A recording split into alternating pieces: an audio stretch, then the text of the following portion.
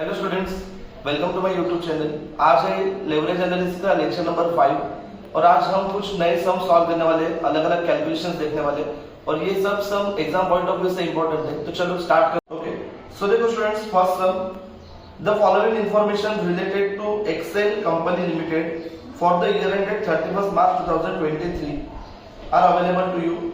सबसे पहले दिया है equity share capital of rupees 10 each 28 lakhs, 11% bonds of which 10 each 18.5 lakh, sales of rupees 42 lakhs, fixed cost excluding interest of 3.48 lakhs, financial leverage इस बार उन्होंने direct calculate करके दिया अपने को 1.39, प्रॉफिट वॉल्यूम रेशियो दिया है 25.55% और उसके बाद दिया है income tax rate applicable 35%।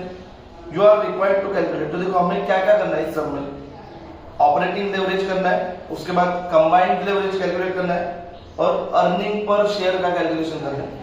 So students, जरा अगर यहाँ पे आप लोग देखोगे, उन्होंने इस बार सेल्स दिया है लेकिन वेरिएबल कॉस्ट का कुछ भी यहाँ पे मेंशन उन्होंने नहीं किया है। तो अगर ऐसा कुछ सम अगर अपने को आता है तो हम लोग किस तरह से कैलकुलेट करेंगे, चलो हम लोग देख लेते हैं।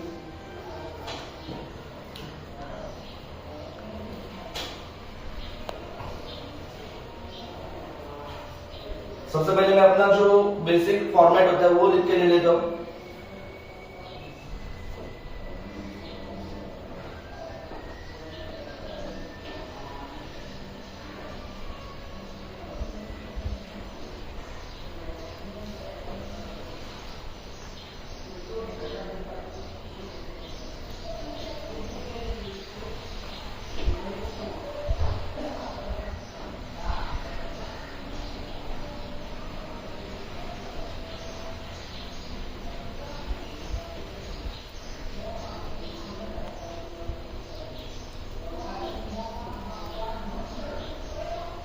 चलो, तो ये हमारा बेसिक फॉर्मेट होता है, sales minus variable cost is equal to contribution minus fixed cost is equal to EBIT minus interest करेंगे तो हमें मिलेगा ईबीटी, उसमें से टैक्स माइनस करेंगे तो अर्निंग आफ्टर टैक्स। ये अपना बेसिक एक फॉर्मेट होता है, वो लिख के ले लिया।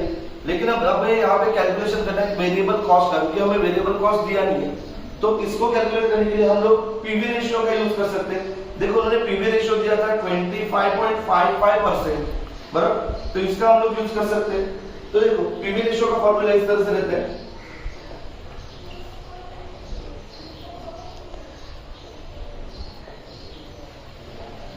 Contribution upon sales multiplied by 100। तो यहां पे देखो हमें कंट्रीब्यूशन पता नहीं है, बराबर, चलो देख लेते हैं। पीवी रेशियो उन्होंने यहां पे अपने को दिया है 25.55%, कंट्रीब्यूशन हमें नहीं पता है, सेल्स उन्होंने बोला था 42 लाख रुपीस,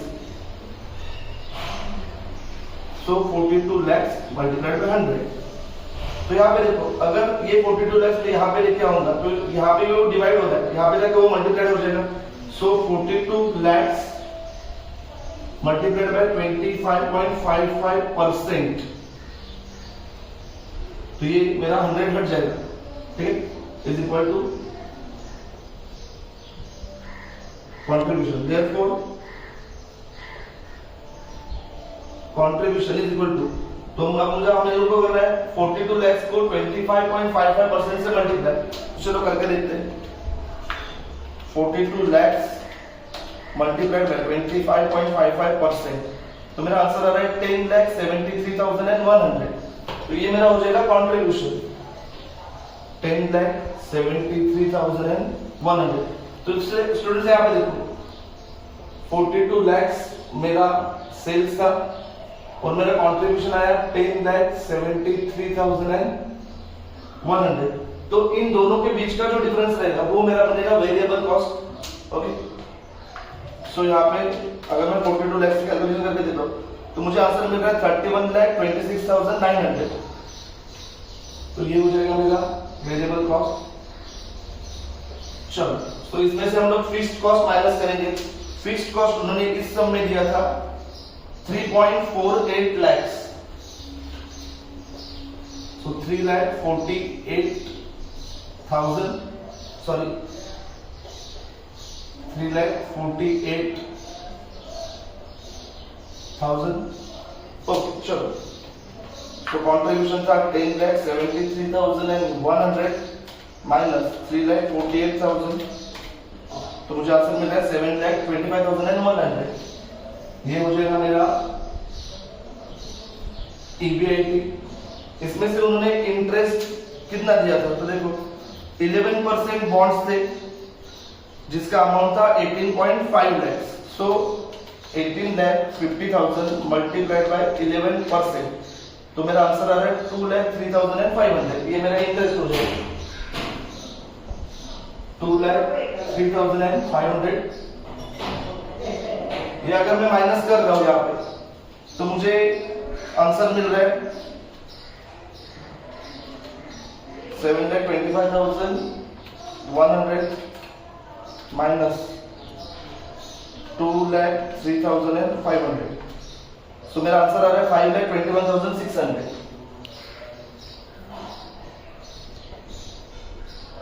और उसके बाद उन्होंने बोला था टैक्स 35% का। सो ये 5,21,600 मल्टीप्लाइड बाय 35% टैक्स 1,82,560। 1,82,560। इसको माइनस इज इक्वल टू करूंगा तो मुझे अर्निंग आफ्टर टैक्स मिलेगा 3,39,040 rupees.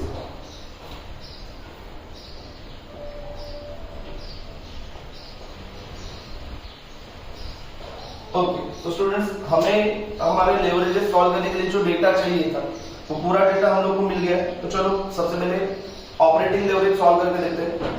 Okay students, so operating leverage is equal to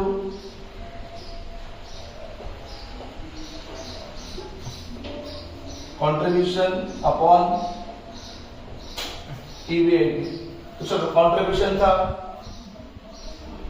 10,73,100 divide by EBT था 7,25,100। कैलकुलेशन करके देखते हैं। 10,73,100 डिवाइड बाय 7,25,100।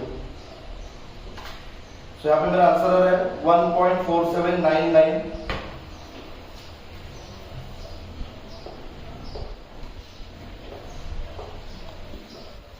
इसके बाद फाइनेंशियल लेवरेज जो था उन्होंने दिया हुआ था हमें 1.39। तो हम लोग कैलकुलेट करेंगे combined leverage, operating leverage multiplied by financial leverage. So 1.4799 multiplied by 1.39। चलो कितना आ गया? So 1.4799 multiplied by 1.39, तो हमारा आंसर आ रहा है 2.0570। 2.057, ठीक है, ये अपना आंसर आ रहा है। चलो इस तरह से अपना कंबाइंड लेवरेज सॉल्व करके हो चुका है, ऑपरेटिंग लेवरेज सॉल्व करके हो चुका है। इसके बाद उन्होंने हमें पूछा था अर्निंग पर शेयर कैलकुलेट करेंगे। सो हम लोग कैलकुलेट करेंगे ईपीएस। ईपीएस का फॉर्मूला था earning after tax divide by number of shares.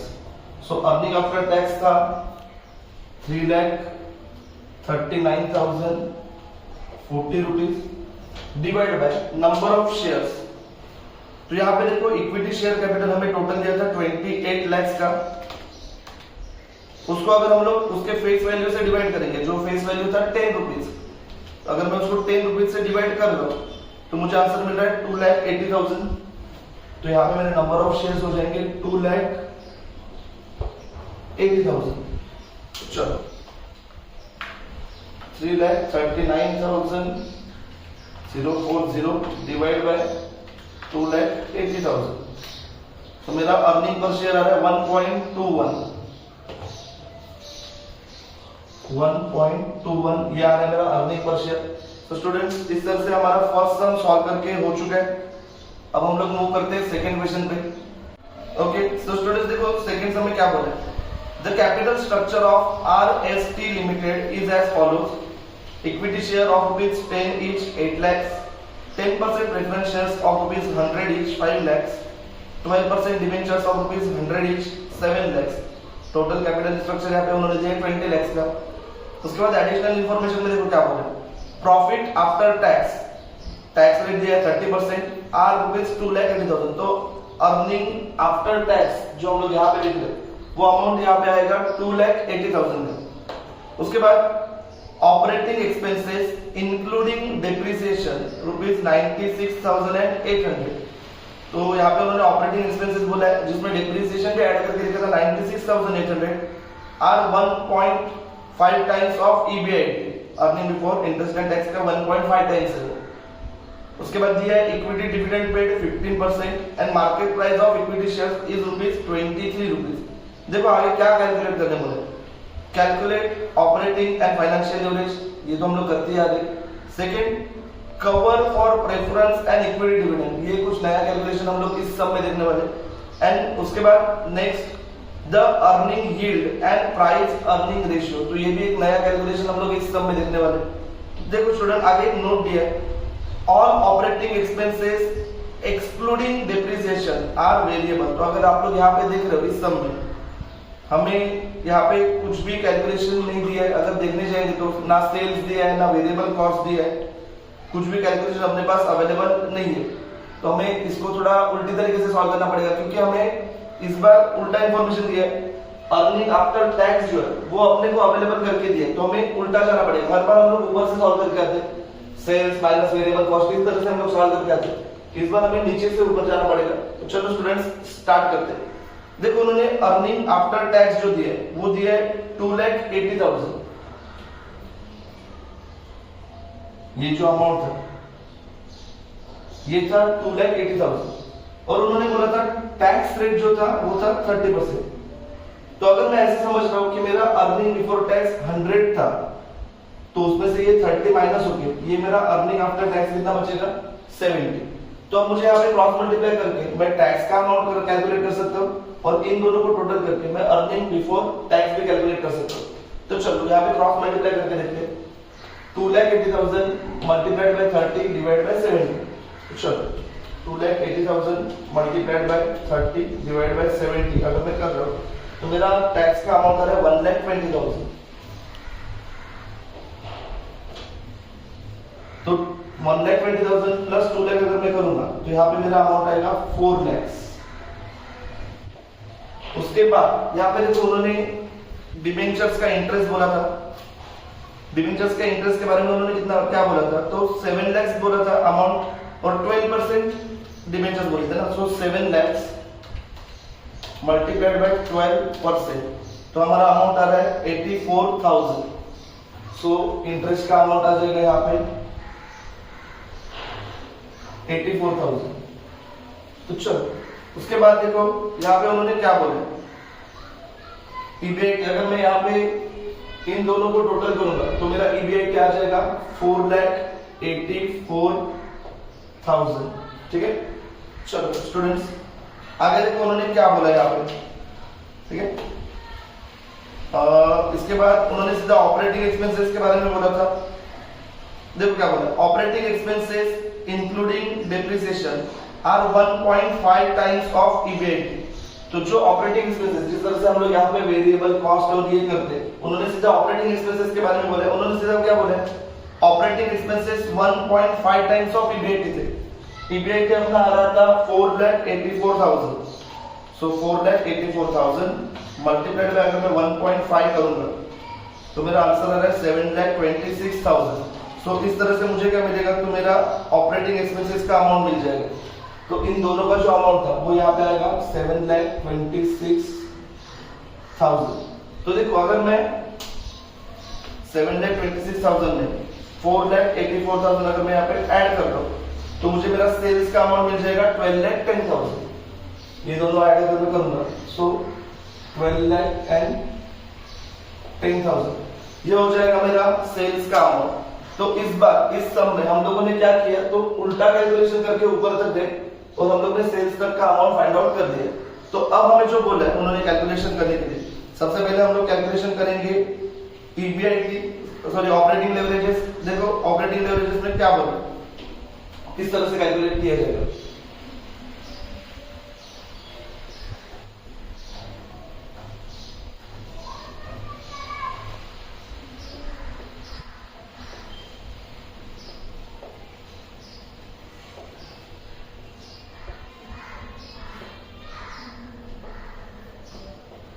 अब स्टूडेंट्स यहाँ पे जरा ध्यान दो, हमें सेल उन्होंने कितना दिया था, तो हम लोग ने जस्ट कैलकुलेट किया 12,10,000 हमारा सेल था। अगर सेल में से हम लोग वेरिएबल एक्सपेंसेस माइनस करेंगे तो हमें मिलेगा कंट्रीब्यूशन। तो देखो उन्होंने नोट में क्या दिया था, all operating expenses excluding depreciation are variable. तो ये जो ऑपरेटिंग एक्सपेंसेस दिए, ठीक है, अगर मैं इसमें से डिप्रिसिएशन माइनस करूंगा तो सारे ऑपरेटिंग एक्सपेंसेस वेरिएबल है। तो डिप्रिसिएशन का अमाउंट कितना था, यहाँ पे उन्होंने दिया था 96,800, देखो ब्रैकेट में वहां पे मेंशन किया था। तो देखो अगर मेरे ऑपरेटिंग एक्सपेंसेस आ रहे थे 7,26,000, उसमें से अगर मैं 96,800 अगर मैं माइनस कर रहा हूं तो मुझे अमाउंट मिल रहा है 6,29,200, ठीक है। तो देखो अगर सेल्स में से मेरा वेरिएबल कॉस्ट कितना जा रहा था 6,29,200, तो मुझे कंट्रीब्यूशन कितना मिलेगा, देखो सो 12,10,000 माइनस 6,92,200, तो मेरा कंट्रीब्यूशन आएगा 5,80,800। तो यह आया मेरा कंट्रीब्यूशन। चलो 5,80,800 डिवाइड बाय ईबीआईटी था 4,84,000, ठीक है।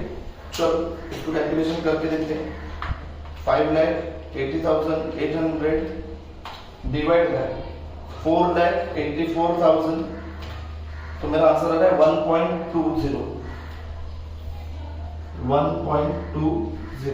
इस तरह से हमने ऑपरेटिंग लेवरेज सॉल्व कर लिया। अब हम लोग सॉल्व करेंगे फाइनेंशियल लेवरेज। चलो financial leverage is equal to EBIT upon EBT, okay. चलो तो ईबीआईटी का यहाँ पे अमाउंट था 4,84,000 डिवाइड बाय ईबीटी था 4 lakhs,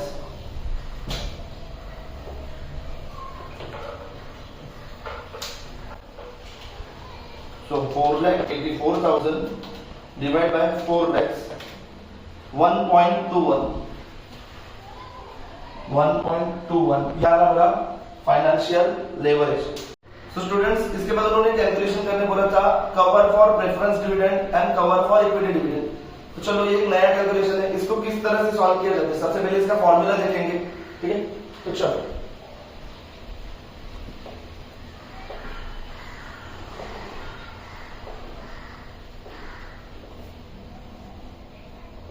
cover for preference dividend is equal to profit after tax divided by preference dividend। तो students यहाँ पे देखो प्रॉफिट आफ्टर टैक्स मतलब अर्निंग आफ्टर टैक्स जो था हमारा 2,80,000 डिवाइड बाय प्रेफरेंस डिविडेंड। देखो प्रेफरेंस शेयर्स के बारे में उन्होंने यहाँ पे अपने को क्या बोला है, 10% preference shares of ₹100 each, amount दिया था 5 lakhs, सो 5 lakhs इसके ऊपर हम लोग ने 10% कैलकुलेट किया तो मेरा अमाउंट आ रहा है 50,000। सो 2,80,000 को मैं डिवाइड करूंगा 50,000 से, चलो कैलकुलेशन करके देखते कितना आ रहा है, 2,80,000 डिवाइड बाय 50,000। सो मेरा कवर फॉर प्रेफरेंस डिविडेंड आ रहा था 5.6। उसके बाद उसी में हम लोग करेंगे कवर फॉर इक्विटी डिविडेंड, ठीक है। तो इस बार जरा ध्यान दो, फॉर्मूला सेम ही रहेगा, प्रॉफिट आफ्टर टैक्स और डिवाइड करेंगे इस बार इक्विटी डिविडेंड से, लेकिन प्रेफरेंस डिविडेंड हम सबको पता है इक्विटी डिविडेंड पे करने से पहले प्रेफरेंस डिविडेंड पे किया जाता है, इसके लिए हमें प्रेफरेंस डिविडेंड को माइनस करना पड़ेगा। सो देखो फॉर्मूला इस तरह से आएगा, शॉर्ट में लिख लेता हूं, profit after tax minus preference dividend divide by equity dividend. So profit after tax था 2,80,000 minus preference dividend 50,000 divide by equity dividend. तो यहाँ पे उन्होंने क्या बोला था, equity dividend paid is 15%, so 8 lakh equity shares का अमाउंट था और उसके ऊपर 15% का डिविडेंड, तो मेरा अमाउंट आता है 1,20,000।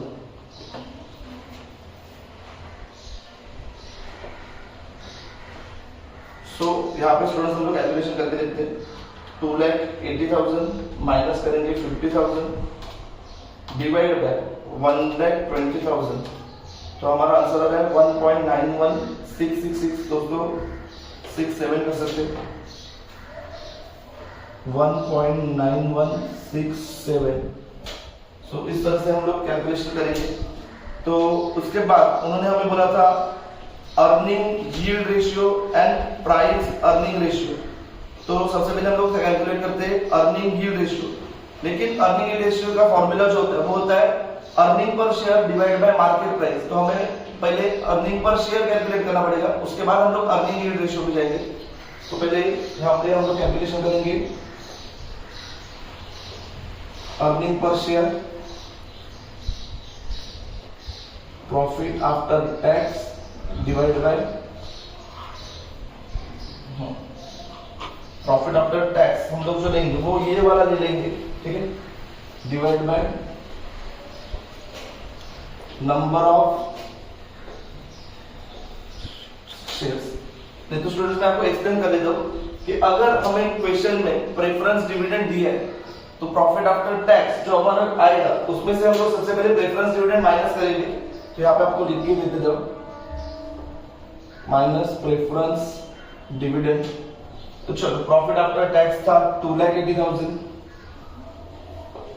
माइनस प्रेफरेंस डिविडेंड हमारा आया था 50,000 divide by number of equity shares. तो देखो नंबर ऑफ इक्विटी शेयर्स कितने थे, क्या बोला यहाँ पे उन्होंने, 8 लाख इक्विटी शेयर कैपिटल का अमाउंट था और 10 रुपीज से डिवाइड करना था। तो देखो 8 लाख डिवाइड बाय 10, तो मेरा नंबर ऑफ इक्विटी शेयर्स आ रहा है 80,000। सो 2,80,000 माइनस 50,000, इसको डिवाइड करेंगे हम लोग 80,000 से, तो मेरा आंसर आ रहा है 2.875। सो 2.875 यह आया मेरा अर्निंग पर शेयर।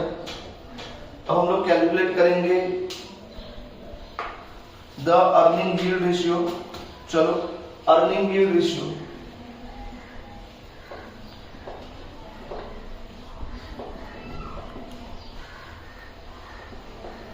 इसका फॉर्मूला है EPS divide by market price multiplied by 100। तो देखो ईपीएस अभी जस्ट हम लोग ने कैलकुलेट किया 2.875 डिवाइड बाय मार्केट प्राइस। उन्होंने यहाँ पे क्वेश्चन में अपने को मेंशन करके दिया है market price of equity share is 23 rupees. So 23 multiplied by 100। चलो कैलकुलेशन करके देखते हैं, 2.875 डिवाइड बाय 23 मल्टीप्लाइड बाय 100, तो मेरा आंसर आ रहा है 12.5%। और उसके बाद उन्होंने नेक्स्ट हमें कैलकुलेशन करने बोला था price earning ratio.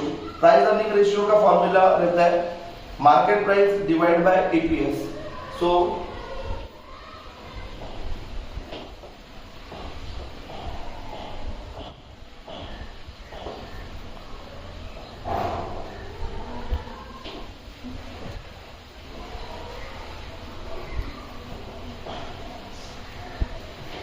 Market price divide by EPS.